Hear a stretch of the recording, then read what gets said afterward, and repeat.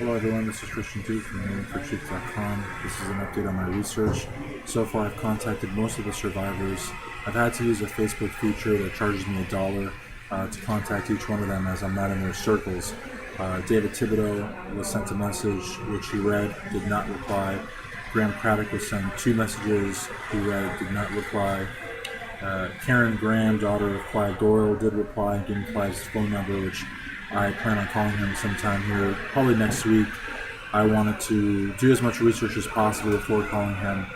Rinos Avram did finally read his message, didn't really reply except to tell me to go to his 7seals.com website, which I will do. It looks like he's updated that. Most of the survivors don't seem very interested in talking. Ron Cole, who runs the New Branch Davidian Church in Ohio, I've been able to correspond with him to a certain extent. Amo Roden, who was formerly married to George Roden, who was in charge of the property in the 1980s, I've been able to correspond with her, but in a limited basis. I've also finally made contact with Charles Pace, who is the current trustee of the Branch Davidian Seventh-day Adventist Church, and he's running Mount Carmel outside of Waco. And I've also been able to make contact with Trent Wild, who is leading the faction left to him by Doug Mitchell. Doug Mitchell died some months ago. Really, the idea for this project is not to talk about the siege or the fire of 1993, because I feel that tragedy has been used by so many different people from the gun rights movement, constitutionalist movement, the militia movement, that I really just don't want to talk about it. What I want to talk about is the theology, where it was in the 1980s and where it is today, and why the 1980s. The branch message has been around since the 1930s, but the 1980s is of particular significance because it was in the 1980s that it splintered off into so many different directions. With the death of Lois Roden in 1986, Charles Pace led a faction, Doug Mitchell led a faction, Vernon Howell, later to be David Koresh, led a faction, Teresa Moore led a faction, and of course George Roden led a faction. So again, you've got DSDA, BDSDA, SDA. I mean, there's so many factions. So the 1980s are of significance because I want to see what happened at Mount Carmel, New Mount Carmel, Gadsden, Pennsylvania, really Palestine, and of course New Mount Carmel.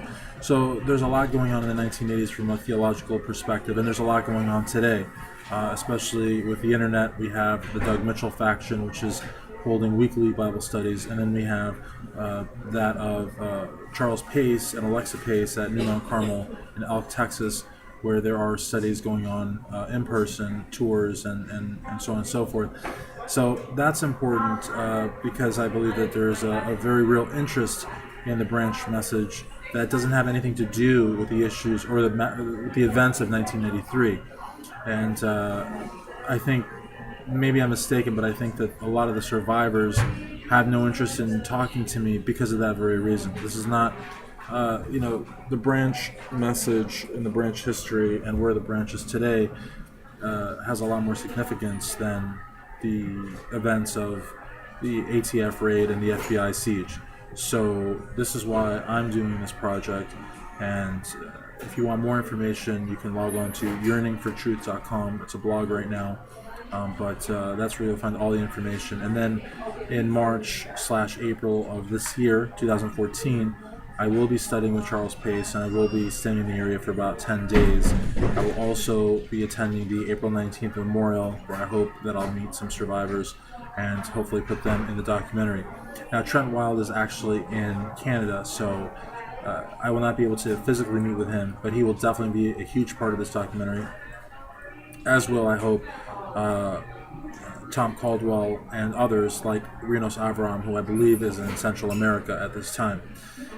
All the Branch Davidian prisoners have been released from federal custody, so there's also the hope that I'll be able to meet with, Graham Craddock or Paul Fata or others. I would also like to meet with Livingston Fagan, at least through Skype or correspond through snail mail, as I know he's in Great Britain. But I think that this would be a very important project for those interested in the theology of the branch message and where it is today, and that's very important. It's a 50-50 split.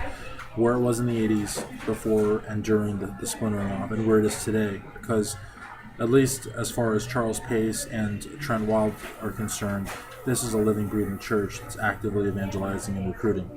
And I don't know if the same can be said for the survivors or other factions that seem to be either dying off or simply living in the moment of 28 February to 19 April 1993.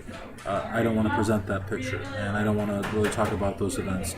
I have my own opinion on what happened there. I do not believe that the Branch Davidians killed themselves or set fire to themselves. I don't think anybody that has any iota of rationality believes that, but again, that's for other documentaries to do. My sole interest is the 1980s and where the church is today. So again, check out that blog at yearningfortruth.com. Thank you.